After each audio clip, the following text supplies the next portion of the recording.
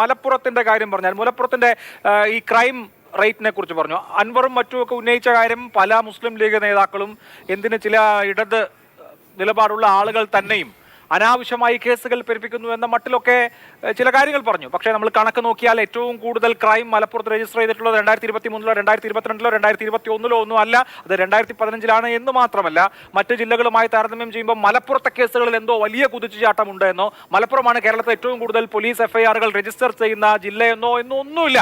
അപ്പോൾ ഈ നറേറ്റീവ്, അതായത് മലപ്പുറത്തെ ഇങ്ങനെയൊക്കെ ആക്കുന്നു എന്നുള്ള നറേറ്റീവ് ഇവിടെ ആരാണ് ഉണ്ടാക്കാൻ ശ്രമിക്കുന്നത്? സംഘപരിവാർ മലപ്പുറത്തെ മോശമായി ചിത്രീകരിക്കാൻ ശ്രമിക്കുന്നു എന്ന് ആരോപിക്കുന്നത് പോലെ തന്നെ ഇതാ ഇവിടെ ഇങ്ങനെയൊക്കെ ഉണ്ടാക്കാൻ ശ്രമിക്കുന്നു എന്ന വേറൊരു നറേറ്റീവ് ഉണ്ടാക്കുന്നുണ്ട്. അങ്ങനെ ചെയ്യുന്നത് കൊണ്ട് എന്ത് ഗുണമാണുള്ളത്? വസ്തുത പറയണ്ടേ നമ്മൾ എല്ലാ കാര്യത്തിലും? അല്ല, അതിന് ഞാൻ മറുപടി പറയും. അതിനു മുമ്പ് CPM-ന്റെ പ്രതിനിധി ഇവിടെ പറയുണ്ടായി, ഇവിടെ 2 UDF കൊണ്ടേ ഇരുത്തിയിരിക്കുന്നു. അപ്പൊ ഇവിടെയുള്ള പ്രേംകുമാർ പാര, അദ്ദേഹം ഏതാ പാർട്ടി? നിങ്ങളൊന്ന് മനസ്സിലാക്കണം. നിങ്ങൾ 10-26 ദിവസമായി ഞാൻ പറയട്ടെ പ്രേംകുമാർ, ഞാനൊന്ന് പറയട്ടെ. നിങ്ങള് ഈ ഇരിക്കുന്ന CPM പ്രതിനിധി 27 ദിവസം മുങ്ങിയടക്കിയ ഒളിവിലെ ആ സമയത്ത് സോഷ്യൽ മീഡിയയിൽ വന്ന് ഇതിനൊക്കെ ന്യായീകരിച്ച വ്യക്തിയാ പ്രേംകുമാർ. ഒന്ന് ഓഡിറ്റ് ചെയ്യാൻ തയ്യാറുണ്ടോ? നിങ്ങൾ പോലും ഈ ഒരു TV-യിൽ വന്ന് ചർച്ചയ്ക്ക് ധൈര്യം കാണിക്കാതെ, അല്ലല്ല ഒരു മിനിറ്റ്, ഞാൻ നിങ്ങൾ ആരും പറയുമ്പോ ഒന്നും ശരിയല്ലാത്ത ഏത് കാര്യത്തെയാണ് ഞാൻ ന്യായീകരിച്ചത്? വെറുതെ പറഞ്ഞു അല്ല. എന്തിനാണ് വളരെ നമുക്ക് കിട്ടുന്ന 4-5 മിനിറ്റാണ് നമ്മളിൽ നിന്ന് പ്രേക്ഷകർ ഇത് കേൾക്കുന്നുണ്ട്. ഇപ്പൊ ഈ നിമിഷം തൊട്ട്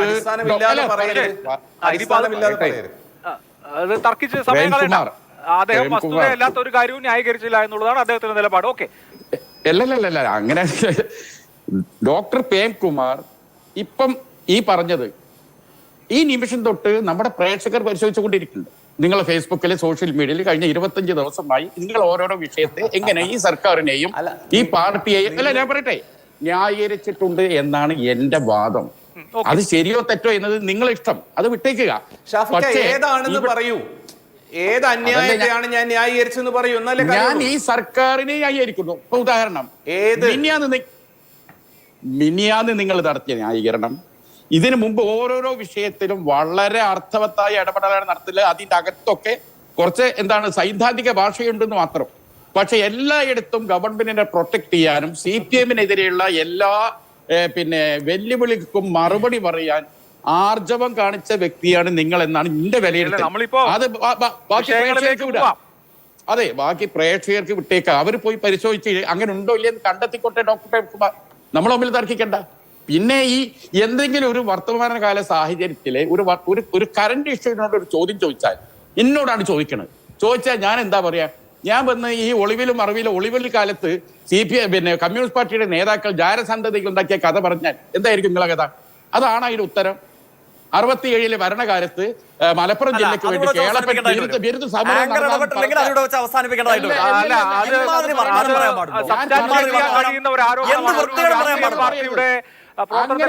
പറയാൻ പാടില്ലായിരുന്നു, അത് പിൻവലിക്കുന്നതാണ് ഇല്ലില്ല. ലീഗിന്റെ സംസ്കാരം ലീഗ് ഓഫീസിൽ വെക്കണം. അതുമായിട്ട് വരണ്ട. കേട്ടല്ലോ? എന്താ ചോദിച്ചത്? എന്താ പറഞ്ഞേ? ഞാൻ അങ്ങനെ ആരോപിച്ചാൽ എന്താ ചോദിച്ചത്? ലീഗിന്റെ ആഫീസിൽ വെക്കണം. അല്ല, ഞങ്ങളെ സംസ്കാരം ലീഗിനെ സംസ്കാരം പഠിപ്പിക്കാൻ ആയിട്ടില്ല. അത് കയ്യിൽ വെച്ചാൽ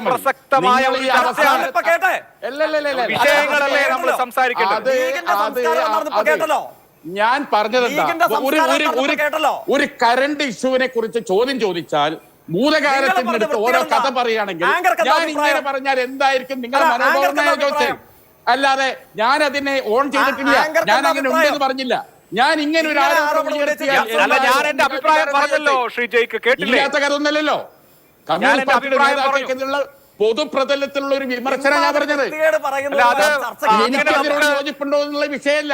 അല്ല, ശ്രീ ഷാഫി ചാലിയം, അങ്ങനെ പൊതുപ്രതലത്തിലുള്ള വിമർശനം എന്ന് കരുതി നമുക്ക് പലതും പറയാൻ കഴിയില്ല. അങ്ങനെ അത്തരത്തിലൊരു കാടടച്ചുള്ള ആരോപണം ഉന്നയിക്കുന്നത് ശരിയല്ല. കമ്മ്യൂണിസ്റ്റ് പാർട്ടി നിരോധിച്ചിട്ടുണ്ട്, ഒളിവിൽ പ്രവർത്തിച്ചു എന്നുള്ളത് നിയമപരമായി പ്രവർത്തിക്കാൻ കഴിയാത്തത് കൊണ്ടാണ് ആ സമയത്ത് അടിച്ചമർത്തലുകൾ ഉണ്ടായിട്ടുണ്ട്. പക്ഷേ അത് വേറൊരു തരത്തിൽ കുട്ടികളെ ഉണ്ടാക്കി എന്നൊക്കെ പറയുന്ന മട്ടിലുള്ള ആരോപണം ഉന്നയിക്കുന്നത് ദൗർഭാഗ്യകരമാണ്. നമ്മുടെ ഒരു പൊളിറ്റിക്കൽ ഡിസ്കോഴ്സിൽ അങ്ങനെ ഒരു ആരോപണം ഉന്നയിക്കാൻ പാടില്ലാത്തതാണ്. താങ്കൾ അത് പിൻവലിച്ചാൽ ഉചിതമായിരിക്കും. വിഷയത്തിലേക്ക് വരും, വെറുതെ സമയം കളയല്ലേ. അല്ല, നിങ്ങൾ അങ്ങനെ എല്ലാവരും കൂടി പിന്നെ ചൂരലെടുത്ത് അടിച്ചാൽ ആണ്ട് ശരിയാക്കി കളയാന്നുള്ള മനോഭാവം ഒന്നും വേണ്ട. ഞാൻ അതിനെ ശരിവെക്കുന്നില്ല. എനിക്ക് അങ്ങനെ ജാരസന്ധത ഉണ്ടാക്കി എന്നുള്ള അഭിപ്രായം ഇല്ലാത്ത ആളാണ് ഞാൻ. ഇന്നെ നിങ്ങൾക്ക് മനസ്സിലാകാത്തോണ്ടാ, ഇന്നെ പഠിക്കാത്തോണ്ടാ നിങ്ങൾക്ക്. ഞാൻ പറഞ്ഞ ഇത്തരത്തിൽ തലതിരിഞ്ഞ ഒരു ചോദ്യം ഒരുത്തൻ ചോദിച്ചാൽ എന്തായിരിക്കും നിങ്ങൾ ശരിയെന്നാ ചോദിച്ചത്. ഇവിടെ കറണ്ട് ഇഷ്യൂ ചർച്ച ചെയ്യുക, അതിന് ഒന്നിനും മറുപടി ഇല്ല. ഈ പ്രേക്ഷകരെ കേട്ടല്ലോ, ഞാനും ശബരിനാഥും അഭിലാഷും ഉയർത്തിയ ചോദ്യങ്ങൾക്ക് ഏതെങ്കിലും ഒന്നിനും മറുപടി ഒന്നും ഇവരാരെങ്കിലും ഒരു മറുപടി ഇല്ലാത്ത പഴയ കഥ. മലപ്പുറം ജില്ലാ വിരുദ്ധായി കേളപ്പൻ കൊടിയെടുത്ത് വഴി, കേളപ്പന്റെ തൊട്ട് പിന്നിൽ കൊടി പിടിച്ച് ഒരുത്തണ്ടായിരുന്നു. അയാളെ പേര് ടി കാംസ് എന്നാ, അറിയോ? അയാളെ പേരെയാ നിങ്ങൾ നടക്കുന്നത്.